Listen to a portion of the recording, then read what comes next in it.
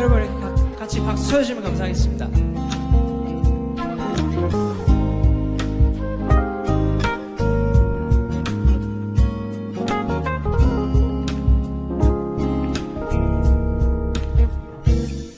하나님은 너를 지키시는 자, 너의 우편에 그늘 되시니 낮의 해와 밤의 달도 너를 해치 못하리. 하나님은 너를 지키시는 자, 너의 환난을 명쾌하시니 그가 너를 지키시리라. 너의 출입을 지키시리라. 눈을 들어 산을 보아라. 너의 도움 어디서 오나. 천지 지으신 너를 만드신 여호와께로다.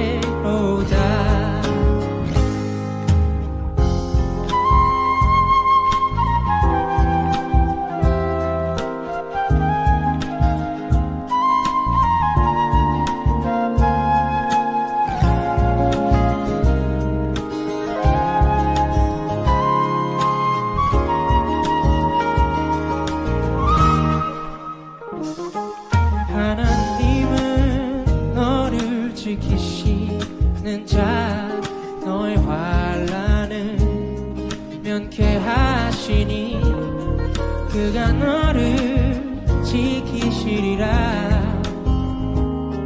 너의 출입을 지키시리라. 눈을 들어 산을 보아라. 너의 도움 어디서 오나. 천지 지으신 너를 만드신 여호와께로다. 눈을 들어 산을 보아라. 너의 도움 어디서 오나. 천지 지으신 너를 만드신 여호와께로다. 천지 지으신 너를 만드신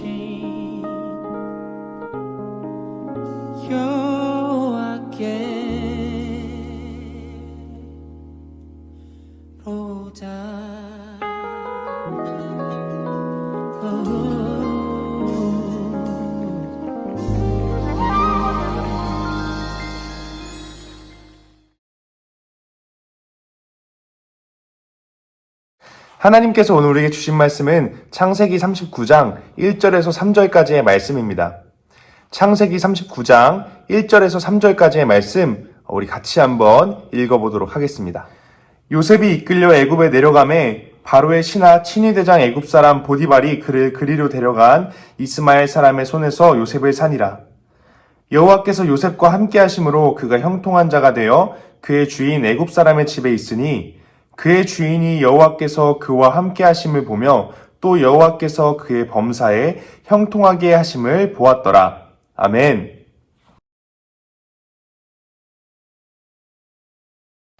여러분 반갑습니다. 오늘도 예배를 드리기 위하여 각자의 자리에서 예배 자리 가운데 나온 우리 모든 영복교회 청소년부 친구들을 환영하고 또한 축복합니다. 여러분 만사형통이란 말 혹시 들어보셨나요? 한 번씩은 이 만사형통이란 말을 들어보았을 것입니다. 이 만사형통은요, 말 그대로 모든 것이 뜻대로 잘됨이라는 뜻입니다. 우리는요, 이런 의미에서 서로를 축복하는 의미로 만사형통하세요 라는 인사를 나누기도 합니다. 이런 형통한 삶은요, 어느 누구나 바라는 삶이고 또한 어느 누구나 기대하며 꿈꾸는 삶인 것 같습니다.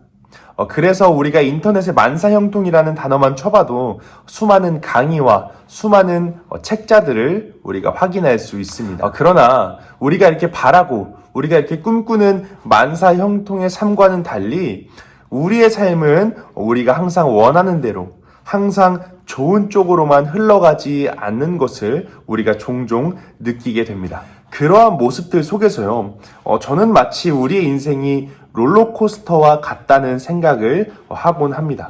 항상 쭉쭉 올라가며 항상 그 높은 곳의 아름다운 풍경을 또한 바라보면서 이렇게 형통한 삶을 항상 살아내고 싶은데 그럴 때마다 종종 우리를 무너뜨리는, 종종 우리를 실망시키는 크고 작은 내리막들이 우리를 찾아오는 것 같습니다.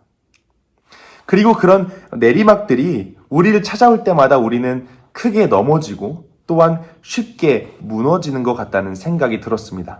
그렇다면 그런 삶 가운데 우리는 어떻게 형통한 삶을 누릴 수가 있을까요? 우리를 종종 무너뜨리고 우리를 쉽게 실망시키는 그런 내리막 속에서 우리는 어떻게 하면 형통한 삶을 누릴 수가 있을까요? 저는 오늘 그 비결을 오늘 우리가 함께 읽은 말씀의 주인공인 요셉이라는 인물을 통해 함께 알아보고 나누어 보려고 합니다. 그런데 이 요셉이라는 인물의 어린 시절을 잘 살펴보면요, 그에게 내리막이란 찾아볼 수가 없습니다. 그의 인생은요, 너무나도 잘 풀리고 있는 인생입니다. 이 요셉은요, 야곱과 라헬이 노년에 얻은 아주 귀한 아들로서 이 두 부모의 사랑을 정말 듬뿍 받으며 자라난 아이였습니다. 성경에서도 그 모습이 나와 있는데요. 창세기 37장 3절 말씀에 이렇게 나와 있습니다. 요셉은 노년에 얻은 아들이므로 이스라엘이 여러 아들들보다 그를 더 사랑하므로 그를 위하여 채색옷을 지었더니, 우리가 이 말씀 속에서도 확인할 수 있듯이 야곱이 자신의 그 어떤 아들들보다도 이 요셉을 사랑했다고 말하고 있습니다. 그리고 이 요셉이라는 아들을 얼마나 사랑했으면 이 요셉을 위하여 다른 자녀들은 구경도 해보지 못한 채색옷을 지어서 이 요셉에게 입힐 정도로 이 야곱은 요셉을 아끼고 사랑했습니다. 이렇게 요셉은 가정에서 정말 귀한 사랑을 듬뿍 받으면서 자란 그런 아들이었습니다. 게다가 이 요셉의 인생을 위협할 만한 것은요, 그 어느 하나도 없었습니다. 경제적으로나 개인적으로나 요셉의 삶에는 걸림돌이란 없었습니다. 물론 형제들이 이런 요셉을 시기하고 질투하긴 했습니다. 그러나 사실 요셉에게 있어서 이러한 것들은 큰 문제가 되지 않았습니다. 그러나 이렇게 평탄하고 항상 평안할 것만 같았던 이 요셉의 인생이요, 이 완전히 뒤바뀌는 사건이 하나가 발생하게 됩니다. 그것이 무엇이냐면 바로 요셉을 향한 형들의 시기와 질투가 분노로 바뀌고 결국엔 그 분노가 폭발하게 된 것입니다. 그래서 이 형제들은요, 요셉을 구덩이에 가두고 그의 채색옷을 벗겨서 갈기갈기 찢어 놓습니다. 그리고는 심지어 그를 애굽에 가는 미디안 상인에게 팔아넘기기까지 하게 됩니다. 결국에 이 요셉은요, 오늘 본문에서 같이 읽었던 그 말씀과 같이 애굽이라는 나라의 노예의 신분으로 팔려가게 됩니다. 여러분, 우리가 지금 이 요셉이라는 인물이 처한 상황을 한번 생각해 봅시다. 이 요셉이 강도에게 당한 것이 아니었습니다. 이 요셉이 모르는 사람에게 당한 것이 아니었습니다. 이 요셉은요, 자기가 그렇게 믿고 있던 형제들에게 버림을 당했습니다. 심지어는 아무것도 모르고 아무도 알지 못하는 애굽이란 나라에 노예로 팔려오게 되었습니다. 심지어 이 당시 요셉의 나이는요, 겨우 17살에 불과했습니다. 아무리 많아봐야 10대 후반에 불과한 나이였습니다. 이 요셉의 심리 상태는 어땠을까요? 빛이 한 줄기도 보이지 않고 정말 희망이란 없어 보이는 이 요셉의 삶이요, 과연 어땠을까요? 어떠한 기대도, 어떠한 꿈도, 어떠한 소망도 없는 인생이었을 것입니다. 아무리 좋게 생각해봐도요, 지금 요셉의 처한 상황은 답이 없습니다. 이제 요셉의 인생은요, 정말 나라까지 떨어지게 되었습니다.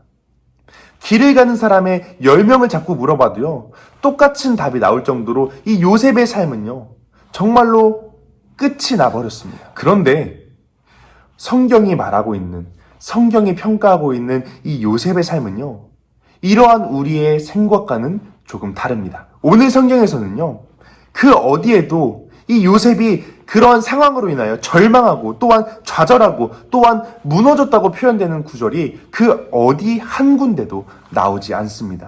오히려 성경은 요셉의 삶을 이렇게 표현하고 있습니다. 본문 2절 말씀 같이 한번 읽어보겠습니다. 여호와께서 요셉과 함께 하심으로 그가 형통한 자가 되어 그의 주인 애굽 사람의 집에 있으니. 아멘.